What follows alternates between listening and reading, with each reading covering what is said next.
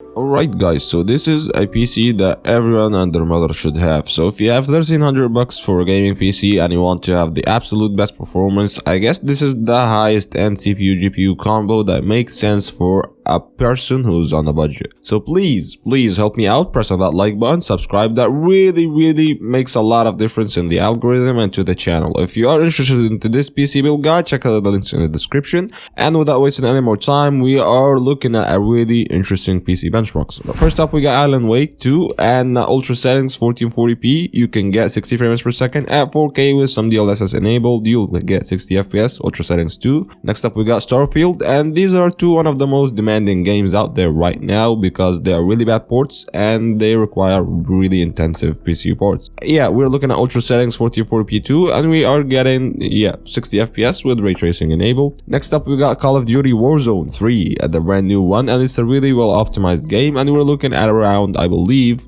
200 FPS at an average, but you can dip down, of course. And we're looking at Fortnite because everybody loves Fortnite, and you can hit around 300 FPS. If you decided to overclock the CPU, you'll get more framers. Now for the CPU, and we're looking at something cheap, and you should not go with anything other than that. You should take your time waiting for the CPU to arrive and getting the CPU. We're looking at the Ryzen 5 7500F. This is a 6-core 12-threaded CPU, equivalent to something like a Ryzen 7 5800X3D, and it goes for merely $140. Now this is a great deal for a 6-core 12-threaded CPU that performs like that. The single performance is so good, the multi-threaded performance is so good. You can compare it to something like a 13600K and you'll get around the same performance. If you decided to overclock the CPU, you'll get better performance, of course, in gaming. And I just love this CPU. I would want to get one myself. It's a really good value for money CPU. The board, we're looking at the Gigabyte B650M-K. This one goes for around $100 to $110. It's got all the bells and whistles we need. It supports the next gen Ryzen CPUs, of course, and most of all, one of the most important things, it's got 4 RAM slots, and it will support the higher end CPUs of the future from Ryzen because it's got solid VRMs, so you can easily overclock on this board. Now the RAM, we're looking at 216 gigs of DDR5 5600 MHz RAM, and keep in mind that RAM prices will keep going up in the next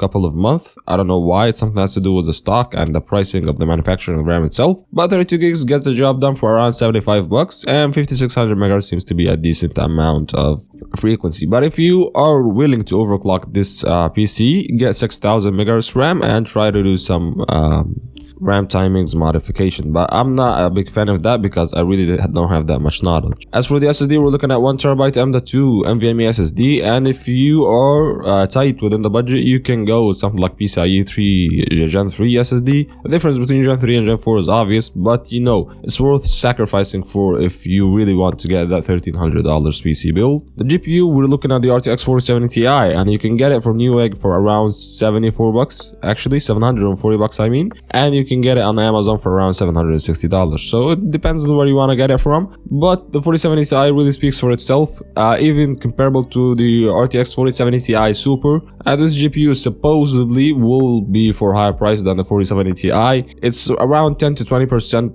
better performance. This is what the leaks suggest, but at the end of the day, actually, it's pretty much around the same GPU. You're not gonna find that big of a difference. And also, one of the more crucial things is the pricing. You will not find the 4070 Ti Super for around $750 sub. So yeah, the 4070 Ti, comparable to what's coming up in the future, I don't think it's worth waiting for. And yeah, I think you should get the GPU right away. Comparable to something like an RX 7900 XT, still there's a big debate. I mean, Nvidia is so good when it comes to other things other than editing, or gaming, 3D rendering. Nvidia is far more superior than AMD. Not far, AMD is closing the gap, but it's noticeable actually.